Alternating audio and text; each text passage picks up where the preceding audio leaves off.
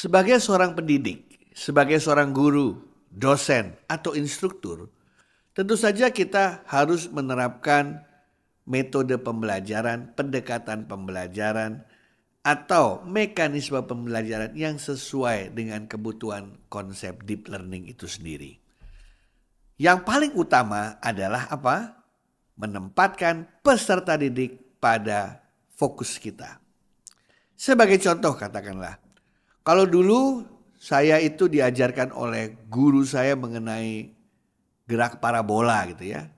Bentuk parabola yang dihasilkan dari suatu gerakan. Itu biasanya dari awal guru saya akan menerangkan, ini loh contoh parabola. Kalau Anda melempar batu akan jatuh akan membentuk shape parabola. Kalau Anda nendang bola seperti ini. Dan setiap kali menendang ada kecepatan awal. Kemudian ada ada rumusnya. Udah kita suruh ngafal begitu tanpa kita tahu apa gunanya pada saat itu. Tapi dalam model deep learning kita balik.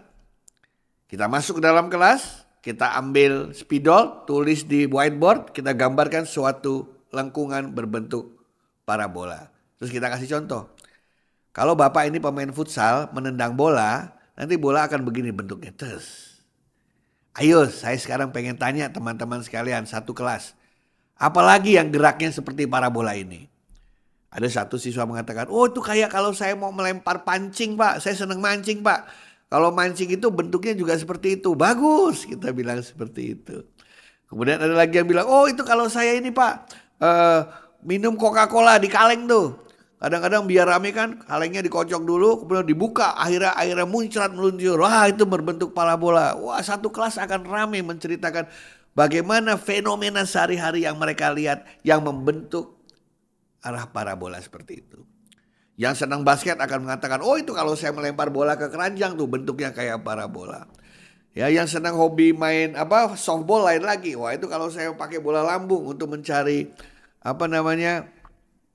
angka yang besar, home run, itu akan membentuk parabola. Silakan mereka mencari berbagai fenomena di alam di sekitar mereka masing-masing yang kalau digambarkan itu membentuk parabola. Nah dari situ kita udah lihat bahwa yang aktif adalah kelas itu semua. Mereka mulai tertarik untuk membahas itu. Nah sekarang saya kasih contoh sebagai pendidik misalnya. Misalnya saya ingin melempar sampah. Kan banyak orang sekarang lempar sampah dari jauh ya, walaupun itu bukan contoh yang bagus ya, tapi hanya untuk contoh. Misalnya ada keranjang sampah di sana, saya melempar kertas deh. Cus. Sama kira-kira dengan saya kalau melempar batu.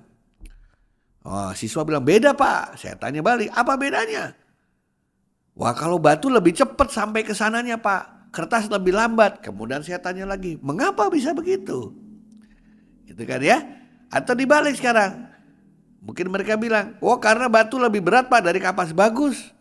Berarti yang menentukan cepat atau tidaknya sampai ke tempat sana adalah berat ya. Iya Pak. Ada nggak selain berat? Maksudnya gimana Pak? Saya ambil batu lagi.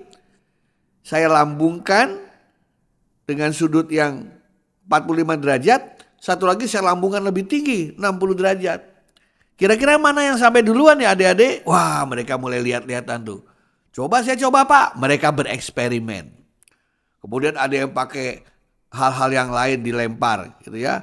Ada yang melempar misalnya apel, jeruk ya. Atau melemparkan bola. Untuk melihat dampaknya lain-lain. Dan saya minta mereka untuk menghitung. Apa bedanya dengan sudut yang berbeda untuk melempar dan lain sebagainya. Setelah saat itu baru saya tanya. Adik-adik, kira-kira apa yang menentukan cepat tidaknya kalau saya melempar bola itu? Ada yang bilang beratnya, jaraknya, sudut waktu dilempar, kecepatan waktu dilempar. Nah betul sekali. Nah kira-kira kalau adik-adik diminta bikin rumus, keluar nggak rumusnya kayak apa ya?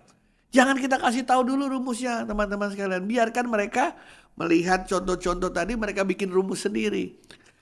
Saya yakin mereka akan menemukan rumus yang mirip dengan rumus yang sebenarnya. Itu contoh bagaimana pendekatan pembelajaran yang berorientasi pada siswa. Biarkan siswa memahami dengan caranya sendiri, mencari relevansinya dalam kehidupan sehari-hari, bereksperimen sendiri, merefleksikan hasil eksperimennya.